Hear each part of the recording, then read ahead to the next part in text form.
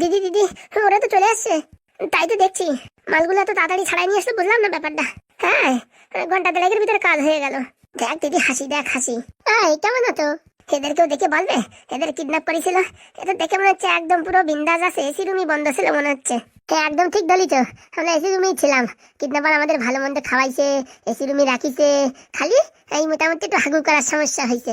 কেন প্লাস্টিক দেয় নাই? প্লাস্টিকের ভিতরে করে করে ফেলাতি। তাই তো পাদুদা, এ কথা তো ভাবিনি, প্লাস্টিকের ভিতরে হাগু করে করে ফেলা যেত। এরপরে যদি কোন সময় কিডন্যাপ হয় সেই সময় করবানি। আর কি কিডন্যাপ করবে, তোর বাপের যত ধন সম্পত্তি সব তো দিয়ে দেছে। কি রে পাদু, তোকে কিছু বলছে নাকি দুটো? না না, কি আর বলবে, কমিশন খাতি পারে নাই তো, তা আর কি বলবে। কমিশন না, সব তোদের নাটক। হ্যাঁ সে আমরা বুঝতে পারিছি, কোনো কিডন্যাপিং ফিডন্যাপিং হয় নাই, সব নাটক। কি বললে? হ্যাঁ আর একবার বলো। তুতলা, হ্যাঁ হ্যাঁ পাদুদা, তুতলা তুতলা আমি করছে, দেখো দেখ রে, নাটক মারাবি না ঠিক আছে? তোরা যে নাটক করেছিস সেটা বোঝাই গেছে।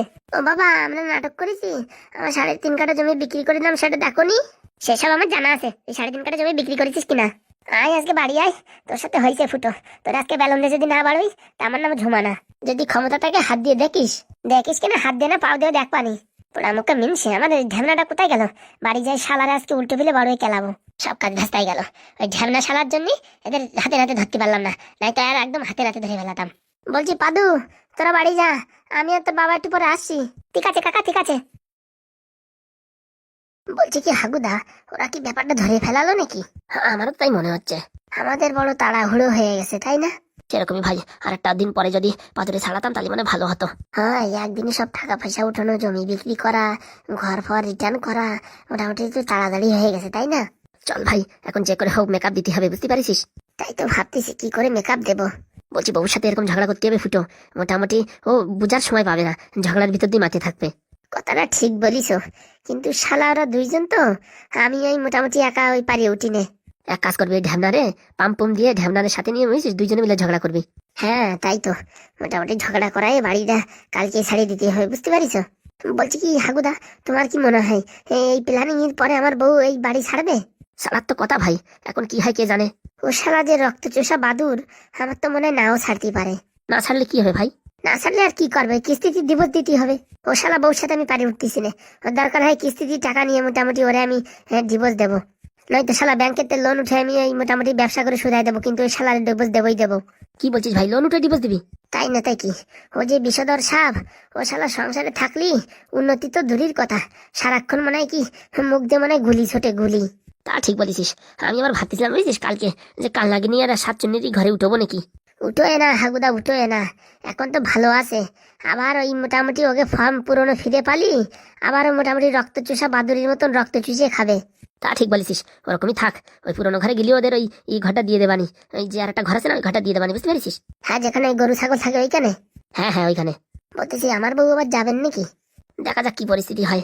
বাড়ির লোকজন হয়ে গেছে বেশি, ওই জায়গার জায়গা হয়ে গেছে কম, বুঝিস, একটা গরুর ঘরের মতন হয়ে গেছে। পাদুর এই প্ল্যান যদি কাজ করে যায় তাহলে তো ঠিক আছে, নাই তো সমস্যা হয়ে পড়বে না। পাদুর প্ল্যান ভালোভাবেই কাজ করতো, আমরা একটু তাড়াহুড়ো করেছি না, ঘপাত করে একদিনের ভিতরে কাজটা করে ফেলাইছি।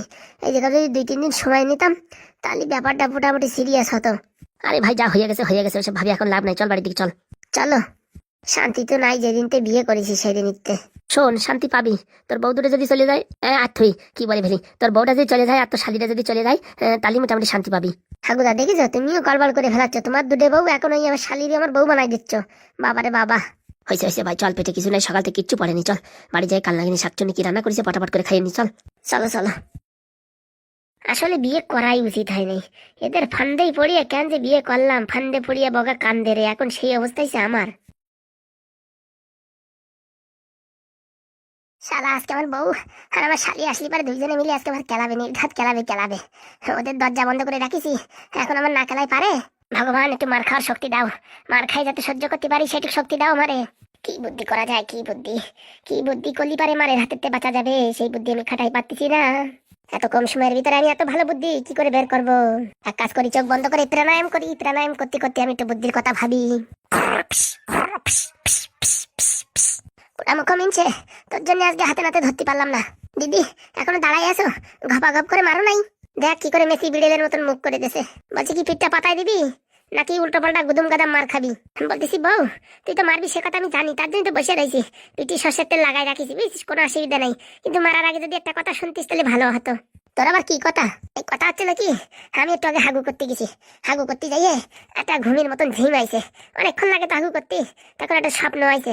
স্বপ্ন দেখেছি বউ, তুই মোটামুটি ওই রাস্তায় লড়ি চাপা পরে মরিয়ে গেছিস, এরকম একটা স্বপ্ন দেখেছি। দেখেছো দিদি? হ্যাঁ, শালার এখন মারো না কেন? আরে শালি, আমার কথাটা তো পুরো করতে দিবি। হ্যাঁ, তারপরে তোরা মারিস। মারার জন্য তো তেল লাগায় বসে রয়েছি। কথাটা আগে পুরো শুনতো, তারপর মারিস কেনে? বল কি বলবি বল। ওই স্বপ্ন দেখার পরে মোটামুটি আমি ওই জল খরচও করতে পারিনি, দৌড়ে আইছি। দৌড়ে এসে দেখি কি তোরা দুজন ঘরের ভিতর রয়েছিস। আমি তো এখন তোদের বোঝানোর সময় নাই। আবার মোটামুটি ওই সেই স্বপ্নের ভিতরে আবার টাইম দেখে ফেলাইছিলাম। হ্যাঁ, 11টা 45। তা আমি দেখি কি সময় আর বেশি বাকি নাই, মাত্র 2 মিনিট বাকি, 11টা 43 বাজে। তাই ঘপাত করে আগে দরজা দিছি, যাতে তোরা ঘরের বাইরে না বেরোতে পারিস আর তোর অ্যাক্সিডেন্ট না হয়। কি নাটক রে, কি নাটক! দোষ শালি, আমার কথাটা বলতে দেয় না, তার আগে মাঝখানে ফোড়ন কাটে। আমি ভাবিছি বউর সাথে যতই ঝগড়াঝাটি করি, 10টা না 5টা না, একটা মাত্র বউ, আর উপরে শালিও একটা। এরা যদি আমার ছেড়ে চলে যায়, তা মোটামুটি আমার জীবন তো নিঃস্ব হয়ে যাবে। তাই ভাবছি পয়সা করি, গয়নাগাটি ও তো পরে কপালে থাকলে এমনি পেয়ে যাবো, কিন্তু এরকম বউ তো আর পাবো না। তার জন্য ঘপাত করে দরজাটা আটকাইছি। এই হচ্ছে বউ আমার অপরাধ, বুঝতে পারিস? এইবার দেখ, তোরে বাঁচানোর জন্য যদি আমার মারিস তুই, তাহলে মার। এই ফিট পেটিয়ে দিছি, এখন শালা কি হবে কে জানে। পাম্পটা দিছি। সত্যি বলতেছিস তুই? তোর বউ তোর মাথা ছুঁয়ে বলতেছি, আমি সত্যি বলতেছি। দিদি, সব নাটক, তুমি এর কথা বিশ্বাস করো? তোমার বাদ যে এত বড় ঢ্যাবনা, তা আমি আজকে প্রথমবার দেখলাম। বাসার আর কায়দা নেই। এই শালি আমার মলমের মধ্যে আবার সর্ষের তেল লাগাই দিছে, তাহলে কি আর কাজ করে? তুই নাটকের কথা বলবি না রে ঢ্যাবনা। আমি জানি তুই দরজা দিছিস কিসের জন্য। বল বউ, কিসের জন্য দরজা দিছি? যাতে আমি ওই হাগু আর ফুটো কোথাতে আসে কোথায় যায় ওদের ধরতে না পারি, তাই তো? দেখ বউ, আমি হ্যাঁ বললিও তুই ওইটাই ভাববি, আমি না বললিও তুই ওইটাই ভাববি। এতে বরং তোর যা ভাবা তুই তাই ভাব। দেখিস দিদি, এই মেম্বারের সাথে থাকে থাকে এই মালটা যে এত পাকানো কথা শিখিছে, তোমার মনটা জয় করে ফেলাচ্ছে এই 2 মিনিটের ভিতরে। আরে শালি, আমার বউর মন আমি জয় করবো কি না করবো তা তোর বলার দরকার কি? তুই চুপচাপ করে থাকতে পারিস না? তুই জানিস মার খালি কিরকম লাগে? এই আগের সপ্তাহে ওখানে মারিছে, সেই জায়গাটা এরকম রক্ত দাঁড়ায় রয়েছে, জানিস তা কিরকম ব্যথা করে? তুই এরকম আমার বউরি পাম দিচ্ছিস? সত্যি করে বল, পাদুরি কিডন্যাপ করেনি, ওরা নাটক করে এই কাজ করেছে, তাই না? না না বউ, তুই কি বলিস? সত্যিকারে কিডন্যাপ করেছে, আমি নিজের কানে শুনেছি। মানে তুই আমার বর হয়ে তুই আমার সত্যি কথা বলবি না? মানে এতদিন ধরে আমি তোরে এই মানুষ করলাম। না রে বউ, সত্যি কথা। ওদের অ্যাম্বুলেন্সে করে কিডন্যাপ করেছে, সেই অ্যাম্বুলেন্সের টায়ারের দাগ পর্যন্ত আমি দেখেছি। দেখিস কত বড় ঢাবনা, টায়ারের দাগ খুঁজে ফেলাইছে। আর গাড়ি কোন অব্দি গেছে সেটা খুঁজতে পারিস নাই? আর 2-3 দিন সময় পালি পারে সেটাও খুঁজে ফেলাতে পারতাম। ঢাবনা ভাই, তুই এখানে কি করছিস? ওখানে কি করছিস সেটা তো তোমার বলতে যাবো না আমি। বলছি ভাই, ওইখানে রান্না হয়ে গেছে, কাতলা মাছের ঝোল আর ওই মোটামুটি মুরগির মাংস। পটাপট করে চলে আয়। আরামের বাচ্চা। হ্যাঁ হ্যাঁ, আমাদের তো ভাগের ভাগ সব খেয়ে নিছিস, আর এখন আমার বড্ডার মাথা খাচ্ছিস না? কিসির ভাগের ভাগ? কেন, ওই 3.5 কাঠা জমি থাকতে পারে, আমি আর দিদি মিলে ভাগ বাটারা করে ঘর পর বানায় থাকতে পারতাম না? আরে বউ, তোর আমি ভালো একটা কথা বলতেছি, তুই শুনবি আমার কথা? তোর আর কি কথা হবে, সব তো শয়তানি বজ্জাতি কথা, তাছাড়া তোর ভালো কথা না। শোন বউ, আগের বছর পূর্ণিমার সময় আমি একটা স্বপ্ন দেখেছিলাম, একটা নাম্বার, সেই নাম্বারের লটারি কাটলি পারে এই হাগুদারে 1 কোটি টাকা বাদিছে, বুঝলিস? এই সামনের মাসে এই পূর্ণিমায় আমি আবার স্বপ্নে দেখবো, বুঝছিস? একটা লটারির নাম্বার, এই লটারির নাম্বারটা তোর যদি আমি বলে দিই, সেই লটারির নাম্বারে যদি তুই টিকিট কাটিস, তুই 1 কোটি টাকা পাবি। পুরি বাবা রে বাবা, তুই তো জ্যোতিষবিদ্যা শিখে গেছিস রে ফুটোর বাচ্চা ফুটো। আর ওই লটারিতে যদি না বাদে টাকা, শোন, লটারিতে টাকা না বাদলি তো বেশি লস হবে না, মাত্র 10 টাকা লস হবে, বুঝতে পারিস? ও 10 টাকা আমি দিয়ে দেবানি, আর যদি বাদ দিয়ে যায় তোর জীবন তো পুরো ধন্য, বুঝতে পারিস? তুমি বলছি কি, এই ফুটো দা, আমার যদি মারে তাহলে কিন্তু তুমি লটারির নাম্বার দেবা না, মিথ্যে কথা বলবা। হ্যাঁ, আমার কোনো চাওয়া পাওয়া নাই। আমার বন্ধু এই ঢামনারে কেউ যেন মারে না, বুঝতে পারিস? ঢামনারে ছেড়ে দাও, তোমাদের আমি লটারির নাম্বার ঠিকঠাক বলে দেবো। ওই 1 কোটি টাকা নিয়ে তোমরা দুজন ড্যান্স করবা। আর যদি টাকা না বাদে, বললাম তো টাকা না বাদলি 10 টাকা ফেরত দিয়ে দেবানি। ওইসব কথা আমি শুনতে চাই না। টাকা যদি না বাদে তো 3.5 কাঠা জমি দিয়ে দিবি। তো মহা বিপদে পড়িস রে। বলছি কি, আমার নামে 3.5 কাঠা জমি কোথায় আছে তুই জানিস? ওইটা শুনেছি রাস্তার ধারে, আমি তো যাই দেখিনি। ঠিক আছে, তাহলে তো দিয়ে দেবানি, যদি লটারিতে টাকা না বাদে তো 3.5 কাঠা জমি দিয়ে দেবানি, বুঝতে পারিস? আর বন্ধক দিয়ে টাকা নিচ্ছিস, সে টাকা, ওই টাকা তোমাদের শোধ করতে হবে বাবা। হ্যাঁ, 30-40 লাখ টাকার জমি, আর 3-4 লাখ টাকা শোধ করে নিতে পারবে না? বলছি দিদি, জমির খরিদ্দার ঠিক করে মোটামুটি 3-4 লাখ টাকা অ্যাডভান্স নিয়ে টাকাটা ক্লিয়ার করে তার নামে রেজিস্ট্রেশন করে টাকা সব নিয়ে নেবো আমরা, বুঝতে পেরেছি? ঝামেলা কোনো থাকলো না। বলতেছি জমিটা দিতে পারি, একটা শর্ত আছে। আবার কিসের শর্ত? শর্তটা হচ্ছে জমিটা যেই তোর নামে আমি ট্রান্সফার করে দেবো, সঙ্গে সঙ্গে তুই আমার ডিভোর্স দিয়ে দিবি। হ্যাঁ অবশ্যই, তোর সঙ্গে সঙ্গে আমার নামে ট্রান্সফার, আমি সঙ্গে সঙ্গে সই করে দেবো যে আমি তোর সাথে আমার ডিভোর্স হয়ে গেছে। ঠিক আছে, তাহলে এই কথাই থাকলো। সামনের পূর্ণিমায় তোর আমি নাম্বার বলবো, ওই সেই নাম্বারে তোর যদি লটারি না বাদে জমি তোর লিখে দেবো, তুই আমার ডিভোর্স দিয়ে দিবি, ঠিক আছে? এই কথা ফাইনাল। ঠিক আছে, তুই যেন আমার এই কথা আবার পাল্টাপাল্টি না করিস। এই ঘরের ভিতরে বসে আমি শপথ খাচ্ছি, তোর মাথায় আর আমার শালির মাথায় আর ঢ্যামনা সাক্ষী রইলো, যদি লটারি না বাদে আমার 3.5 কাঠা জমি আমি তোদের নামে লিখে দেবো, বলে দিলাম। আর তুইও তোর মাথায় হাত রেখে দিব্যি খা। যদি তুই আমার ডিভোর্স না দিস তাহলে তুই এই যুগন বয়সে সারা জীবন টাক হয়ে মরবি।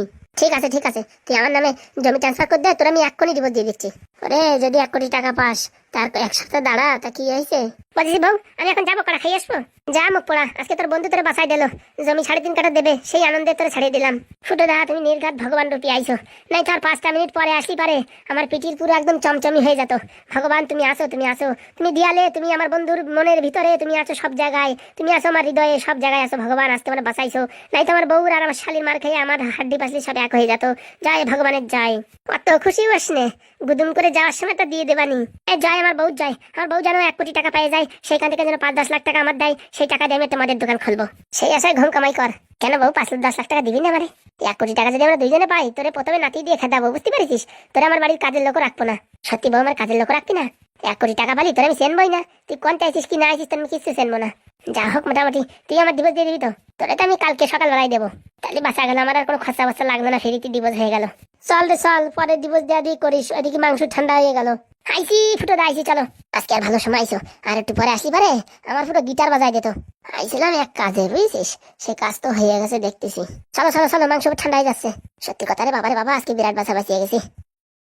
বলছি কি ঝুমা, তোর বর যা কথা বললো সেই কথার তো দাম আছে, তোর কি মনে হয়? না না, মালটা কথার পাক্কা, যা বলিছে তা করবেই, বুঝতে পারিস? যদি লটারি না বাদে 3.5 কাঠা জমি দেবে তাই বলি দেছে। ঠিক আছে রে বাবা, দুটোর ভিতরে একটা হলেই হবে। মনে করো লটারি তো বাদবে না, জমিটা যদি পাই সেটাই অনেক। তা ঠিক বলেছিস, জমি দিলেই হবে, লটারি আশা করে লাভ নাই। কোটি কোটি মানুষের ভিতরে একজনের বাদে, তো সে ভাগ্য কি আমাদের আছে? ওটা আবার বলাও যায় না, বাদেও যেতে পারে। তা খারাপ বলিসনি, কালকে তো কিছু খাওয়া জটেনি, যা করে ফেনা ভাত রান। আমি দেখি গাছ থেকে 2টো কাঁচা লঙ্কা ছিঁড়ে নিয়ে আসি। ঠিক আছে দিদি, ঠিক আছে।